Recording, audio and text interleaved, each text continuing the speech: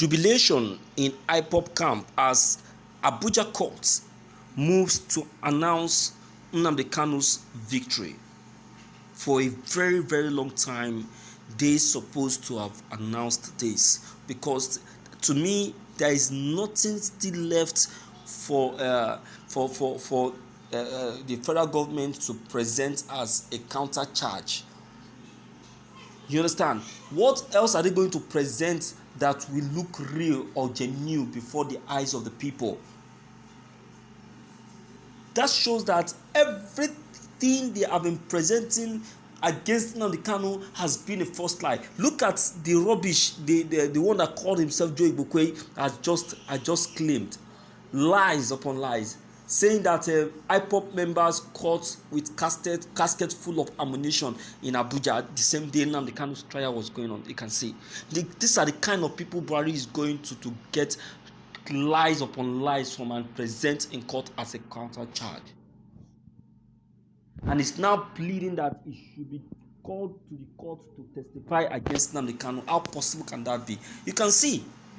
This is why Ohaneze is saying that politics should not set into this Nnamdi Kanu's trial, because that is what they are trying to do, to set in politics. Now look at the content. Special counsel to Ipob leader Nnamdi Kanu, Aloy Ejimako, has stated that the Abuja Federal High Court may reinstate the agitator initial bail. Aloy Ejimako previously stated that the court may reinstate the agitator's initial bail.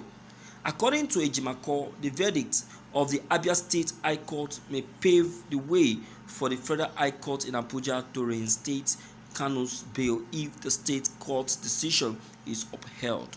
Remember that in 2017, Justice Binta Nyako of the Federal High Court in Abuja granted bail to the head of the Ipob movement. He was arrested shortly after being granted bail, and soldiers raided his home in Afaraoku, Abia State, as part of the resistance to the invasion. The Ipob leader had escaped to Europe, where he resumed his campaign for the independence of Biafra. However, in June 2021, Kanu was apprehended in the African country that was believed to be Kenya, and he was deported to his home country. Kanu acted through Ejimako, filed a lawsuit against the Nigerian government in October 2021, alleging that the government had violated his fundamental human rights. In his ruling on the lawsuit, Justice Anya declared Kanu's detention in Kenya to have been unconstitutional and ordered the federal government to compensate him with 1 billion naira in cash. In addition, the judge ordered the government to express regret to Kanu's case in the Federal High Court, which will be directly affected by the decision, according to Ejimako, who described it as important.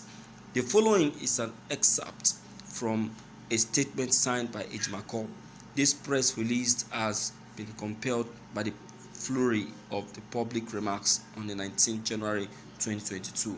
Judgment of the High Court of Abia State ruling in favor of Mazi Nnamdi Kanu. The majority of the comments have centered as assessing the hidden consequences of the verdict that may exist in addition to the monetary award and the apology. It is particularly important to consider whether the judgment will have an impact on the persistent notion that Kanu had jumped bail in 2017, which was the basis for the bench warrant that was used to justify his rendition. This is particularly important. My dear listeners, if Nnamdi Kanu is released today, it deserves to be released. Yes. Looking at the judgment of the Abia court, you will see that there is a very close relation the judgment of the Abia court is having with the Abuja court. You see, this very issue that has just been concluded in Abia court is one of the reasons that warranted Buhari to get Nnamdi Kanu extradited. And this is the reason, and this is the reason why Nnamdi Kanu was now justified, innocent and free in Abia court. Now, if Abia court can release Nnamdi Kanu and justify him to be innocent, why won't Abuja be able to do the same? Because this is one of the main reasons that made Buhari to get Nnamdi Kanu extradited. And this is one of the very big allegations that Buhari have been levying on Nnamdi Kanu that made a lot of people not to believe him and call him all sort of names. You see that? So, my dear listeners in the house, I tell you that the federal government don't have anything to levy against the Ipob leader any longer. They don't. The best thing for them to do right now is to surrender and demand that Nnamdi Kanu should be free unconditionally. But then they have to pay for damages. Just like Abuja courts have ordered them to pay him 1 billion naira. Abia court have demanded them to pay him 1 million naira. Same must happen in Abuja. In fact, this Abuja own part, I tell you, if they don't pay at all, they pay 100 billion. Yes, they should pay that because the damages is too much. Are we to start counting them? If we start counting them, I tell you, they will pay more than that. The pains Mazi Nnamdi Kanu undergo in the hand of the federal government, I tell you, 100 billion naira cannot be able to cure it because he would have passed out from there. Look at the torture he received in Kenya. After the federal government's trial with Mazi Nnamdi Kanu, it's going to be the Kenya government. The Kenya government are now trying to get themselves exempted, claiming that they know nothing about Nnamdi Kanu's trial. They are bloody fucking liars. They are bloody fucking liars. Listen to what the governor or the president of Kenya is talking about. Is that not a bullshit? Is that not a bullshit? In your own country, you are saying that you don't know that a foreigner was arrested and detained in your own country. What kind of statement is that? What kind of statement is that? Who is the fool here? Who is the kid here? And he's denying this because he have seen the possibility of Nnamdi Kanu winning this trial, and he have seen the intervention of the international government. You see that? That's human beings for you.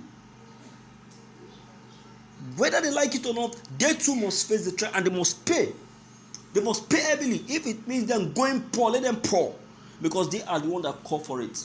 Now, the one they ask Nigerian government to pay Mazi Nnamdi Kanu, this very day they have not been able to pay. A certain friend of mine was saying that they should go and borrow money from China to pay Nnamdi Kanu. Oh my God. Oh my God. Nigerian government will never change. Yeah. Of course. So, my dear listeners in the house, you have seen what we are seeing. You have seen what we are saying. You see what you're saying, and then some person will come from nowhere to be saying trash, to be saying what is not, and be telling all sorts of lies.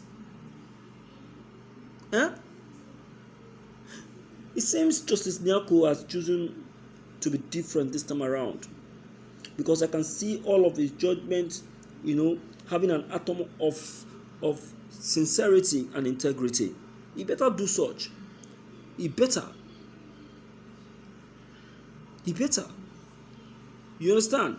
Because if he say he want to please Buhari and displease ourselves, that's a problem. Because our profession is what is at stake, and integrity. You understand?